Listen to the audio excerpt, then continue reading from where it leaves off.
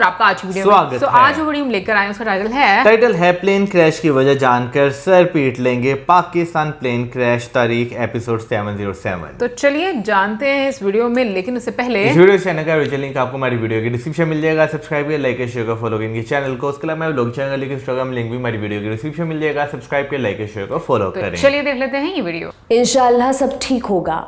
2020 की दोपहर ये लफ्ज़ फरमाए थे कॉकपिट में बैठे एक पायलट ने।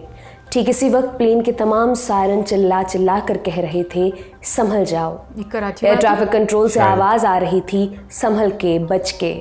99 जानों की जिम्मेदारी चंद बेजान मशीनों ने उठाई थी, लेकिन ईश्वर के भरोसे बैठे दो लोग कुछ भी सुनने के लिए तैयार नहीं थे। नमस्कार, मेरा नाम दिव्यांशी सुमराव है। आप देख रहे हैं तारीख, जिसमें आज हम आपको सुनाएंगे कहानी एक ऐसे प्लेन क्रैश की जिसे होने से रोका जा सकता था, जिसका कारण ये नहीं था कि पायलट ने गलती की थी। पायलट को पायलट की 10 गलतियों के बावजूद इस प्लेन को क्रैश होने से बचाया जा सकता था, लेकिन वे गलती पर गलती करते रहे और इसी क्रम में उनकी 11वीं गलती जानलेवा साबित हुई। क्या हुआ था उस रोज़, चलिए जानते हैं।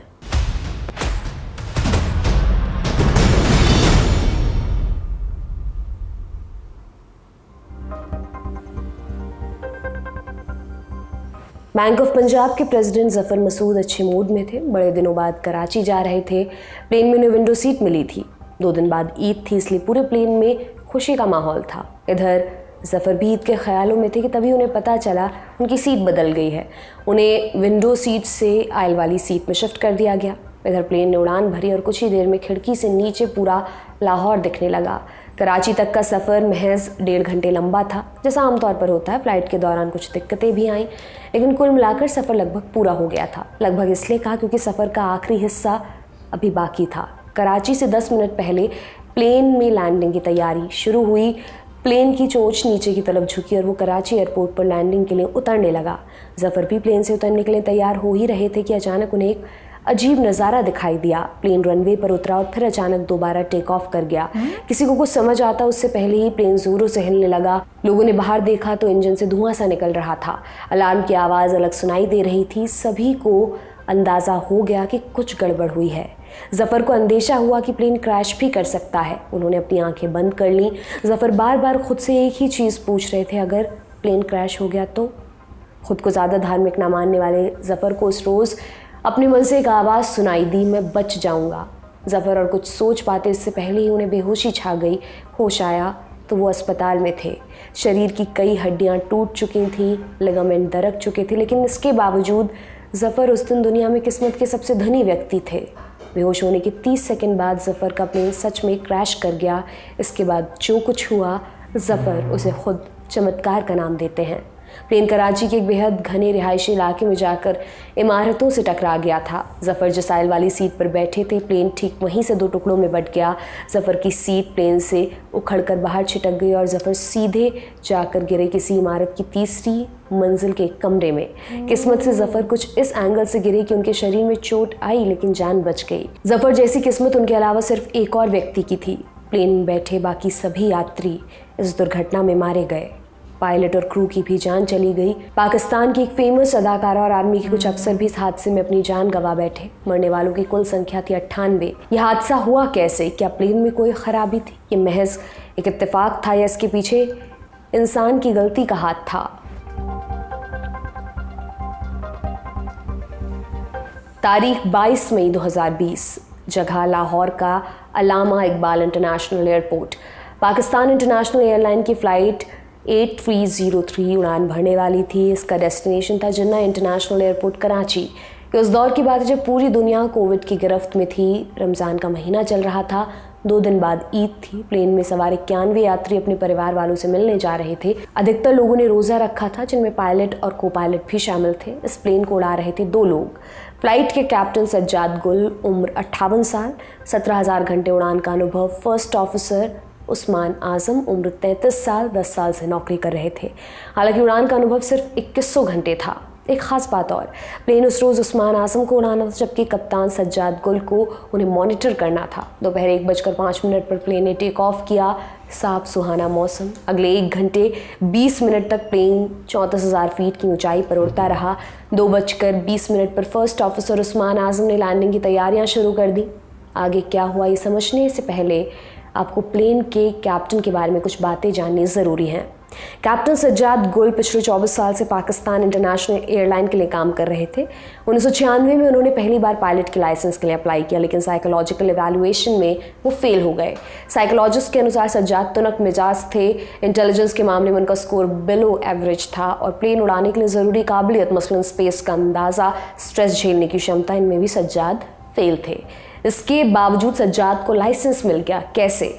हुआ ये कि सज्जाद ने दूसरे साइकोलॉजिस्ट से सेकंड ओपिनियन लिया। इसके बाद 4 और साइकोलॉजिस्ट के पास गए, इनमें 3 ब्रिटेन से थे। सबने सज्जाद को क्लियरेंस दे दिया। इसके बाद सज्जाद ने दोबारा लाइसेंस के लिए अप्लाई किया। हालांकि सरकार ये नियम बना चुकी थी कि एक बार फेल होने पर दोबारा कंसिडर नहीं किया जाएगा। इसके बावजूद सज्जाद को लाइसेंस मिल गया क्योंकि सज्जाद का मामला नया नियम लागू होने से पहले का था। अब देखिए, लाहौर से कराची जा रही उस फ्लाइट में क्या हुआ। प्लेन कराची से कुछ दूर था, इतना दूर की लैंडिंग की तैयारी शुरू हो जानी चाहिए थी। लैंडिंग का गणित अपने आप में काफ़ी पेचीदा है, लेकिन कुछ सिंपल चीज़ें बताते हैं आपको। मान लीजिए आप पायलट हैं, प्लेन लैंड किया जाना है, तो उस दौरान कुछ बेसिक चीज़ों का ध्यान आपको रखना होगा। प्लेन रनवे से कितना दूर है, प्लेन की हाइट कितनी है और प्लेन की स्पीड कितनी है। इन आंकड़ों के हिसाब से तय होता है कि प्लेन कितनी दूरी से नीचे की तरफ मुड़ेगा और कितनी स्पीड से नीचे आएगा। ये सारा काम प्लेन में मौजूद कंप्यूटर करता है, जबकि एयर ट्रैफिक कंट्रोलर इस काम में पायलट की मदद करता है। सही लैंडिंग के लिए ज़रूरी है पायलट और कंट्रोलर के बीच सही तालमेल हो। ATC के बताए अनुसार कुछ आंकड़े कंप्यूटर में फीड करने होते हैं ताकि कंप्यूटर फ्लाइट पाथ, नीचे उतरने की दर यानी डिसेंट रेट आदि कैलकुलेट कर सके। हालांकि सब कुछ सही होने पर भी हो सकता है कि लैंडिंग में कोई गड़बड़ी आ जाए, इसलिए ये भी बहुत ज़रूरी है कि पायलट और को पायलट लैंडिंग से पहले आपस में सूचनाएं साझा करें। ये डिस्कस करें कि लैंडिंग में क्या दिक्कत हो सकती है और दिक्कत होने की स्थिति में क्या कदम उठाए जाएं। ये सब लैंडिंग से पहले डिस्कस करना होता है, लेकिन उस रोज़ ऐसा नहीं हुआ। क्या हुआ? कैप्टन सज्जाद गुल और फर्स्ट ऑफिसर उस्मान आजम आपस में इधर उधर की बातें करते रहे। नतीजा हुआ कि रनवे से पहले साबिन नाम के पॉइंट पर प्लेन 8,900 फीट पर था, जबकि सही लैंडिंग के लिए इस पॉइंट पर प्लेन ज़्यादा से ज़्यादा 5,000 फीट की ऊंचाई पर होना चाहिए था। ऐसी स्थिति में प्लेन एक होल्डिंग पैटर्न में उड़ान भर के सही ऊंचाई पर पहुंच सकता था। होल्डिंग पैटर्न मतलब एक राउंड चक्कर लगाना। इस तरह धीरे धीरे नीचे आ सकता था, लेकिन फ्लाइट 8303 के कैप्टन और फर्स्ट ऑफिसर इस बात से गाफिल रहे। उल्टा कैप्टन ने प्लेन के रेडियो को गलत फ्रीक्वेंसी पर ट्यून कर दिया। ATC ने 7 बार कॉल करने की कोशिश की, लेकिन कोई रिस्पॉन्स नहीं मिला। इसके बाद जब ATC ने इमरजेंसी चैनल का इस्तेमाल किया, तब जाकर वो फ्लाइट से कनेक्ट कर पाए। कंट्रोलर बार बार कहता रहा आपका प्लेन काफ़ी ज़्यादा ऊंचाई पर है, लेकिन प्लेन के अंदर कैप्टन और फर्स्ट ऑफिसर अति आत्मविश्वास से लबरेज थे। फर्स्ट ऑफिसर ने जवाब दिया, कोई दिक्कत नहीं है, इंशाअल्लाह हम सही से लैंड कर जाएंगे। इस बीच प्लेन के तमाम अलार्म्स डिस्प्ले दिखा रहे थे कि प्लेन गलत हाइट पर है, लेकिन पायलट को पायलट समझने में नाकाम रहे। कुछ देर बाद उन्हें अपनी इस गलती का एहसास हुआ, लेकिन तब तक काफ़ी देर हो चुकी थी। प्लेन 13 डिग्री के एंगल पर सीधे नीचे की ओर आ रहा था। स्पीड ज़रूरत से बहुत ज़्यादा। एयरपोर्ट से दूरी महज 12 किलोमीटर थी और प्लेन 7,000 फीट की ऊंचाई पर था, जबकि उसे 3,000 फीट पर होना था। इसी बीच अचानक कैप्टन या को पायलट में से किसी एक ने लैंडिंग गियर खोल दिया, शायद इस उम्मीद में कि इससे ड्रैग बढ़ेगा और प्लेन की स्पीड कुछ कम होगी। हालांकि कुछ फ़ायदा नहीं हुआ। इस बीच एक और नाटकीय घटना हुई। लैंडिंग से ठीक पहले लैंडिंग गियर वापस खींच लिया गया और बिना लैंडिंग गियर के प्लेन की बॉडी सीधे रनवे से टकराई। चिंगारियां निकली। प्लेन के दोनों इंजन रनवे से घिसटने लगे। स्थिति अब भी बहुत ख़राब नहीं थी। प्लेन की स्पीड काफ़ी ज़्यादा थी, लिहाजा संभव था प्लेन रनवे को क्रॉस कर जाता। लेकिन कैप्टन ने क्या किया? कैप्टन प्लेन को दोबारा ऊपर की ओर ले गया। संभवतः उन्हें लग रहा था वापस एक चक्कर लगाकर सही लैंडिंग में कामयाब हो जाएंगे, लेकिन उस रोज़ लिए हर फैसले की तरह ये फैसला भी भूल ही साबित हुआ। कैप्टन सज्जाद गुल और फर्स्ट ऑफिसर उस्मान आजम दोनों को ये पता नहीं था कि प्लेन रनवे से घिसटता हुआ गया है। इस दौरान प्लेन के इंजन घिसने से उनमें छेद हो गए थे और पूरा तेल रिस कर बाहर निकल रहा था। उधर इस बात से अनजान कैप्टन कंट्रोलर से एक बार फिर लैंडिंग के लिए मदद मांग रहे थे, जैसा कि लाजमी था। कुछ देर बाद प्लेन का एक इंजन फेल हो गया। इस बात की पायलट को कोई खबर नहीं थी। अब तक घड़ी में दोपहर के 2:40 हो चुके थे। चंद मिनटों बाद प्लेन का दूसरा इंजन भी फेल हो गया। प्लेन अब बिना इंजन के उड़ रहा था और पायलट को इस बात की कोई खबर नहीं थी। पायलट ने अपने साथी से पूछा, रनवे कहाँ है? इससे पहले कोई कुछ समझ पाता, प्लेन सीधा जाकर एक रिहायशी इलाके में क्रैश कर गया। 20 से प्लेन के 2 टुकड़े और आग लग गई। हादसे की जद में आसपास के कई घर भी आए। प्लेन में क्रू समेत 99 लोग थे, उनमें से 97 की जान चली गई। इतना ही नहीं, प्लेन जहां गिरा वहां रहने वाले एक व्यक्ति की भी मौत हुई और घायल हुए। इसके बाद सरकारी महकमा हरकत में आया। घायलों को मदद और हताहत हुए लोगों के लिए मुआवजे की घोषणा की गई। हालांकि बड़ा सवाल ये था कि गलती किसकी थी।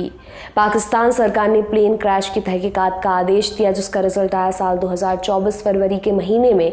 तहकीकात में पता चला गलती पायलट और क्रू की थी। इतना बताकर सरकार ने अपना पल्ला झाड़ लिया। उस घटना की पूरी कहानी से पता चलता है कि गलती निस्संदेह पायलट और को पायलट की थी, लेकिन क्या सिर्फ उन्हीं की गलती थी? पाकिस्तान के एविएशन मिनिस्टर गुलाम सरवर ने तब प्लेन हादसों पर संसद में सफाई देते हुए सारा इल्ज़ाम पायलट्स पर डाल दिया था। लेकिन मालूम हो कि 2013 में इन्हीं गुलाम सरवर के बारे में कोर्ट ने फैसला दिया था कि उनकी डिग्री जाली है, जिसके चलते उनकी सदन से सदस्यता खत्म कर दी गई थी। हालांकि 2018 में इमरान खान सरकार के दौरान डिग्री दोबारा खालिस हो गई और गुलाम सरवर एविएशन मिनिस्टर बना दिए गए। सरकार भरोसे चलने वाली जनता और भगवान भरोसे प्लेन उड़ाने वाले जब हों, अचरज की बात नहीं, तब अक्सर देश और प्लेन दोनों क्रैश हो जाते हैं और तब चमत्कार जैसी कोई चीज़ ही जान बचा पाती है, जैसा जफ़र मसूद के साथ हुआ था।